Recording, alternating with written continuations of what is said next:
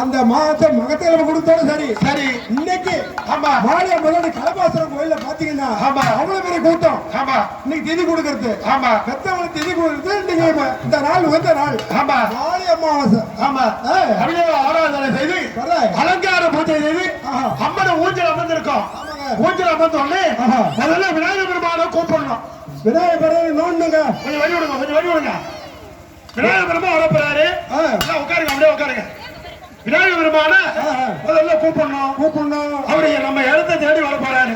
நாம தான் போவோம் கோயிலுக்கு. ஆமா பிள்ளையாரப்பா நம்ம தேடி வராரு. அவர் இன்னைக்கு நம்மள தேடி வராரு. ஆமாமா நம்ம காலையில இருந்துட்டா விநாயகர் மனசுல நிறுத்தினாவது எல்லாம் கொட்டிக்கிறோம். ஆமா எங்க கொட்டிக்கிறோம்? தலையில கொட்டிக்கிறோம். ஆமா விநாயகர் பெருமான் நம்ம தேடி வராரு. ஆமாமா ஊழிக வாகனா மோகனகத்து தாமரை ரூபாவில விடு சுத்தா தாமரை ரூபாபாகிய புறமுத்தியா விக்ரம் விநாயகா நமஸ்தே நமஸ்தே விநாயகா உள்பாத நமஸ்தே உள்பாத நமஸ்தே.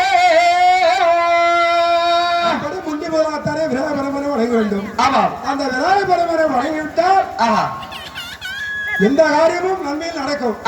முதல் பிள்ளை விநாயகர் பெருமான். அதனால விநாயகர் பெருமானை வணங்க வேண்டும். எப்படி வணங்க வேண்டும்?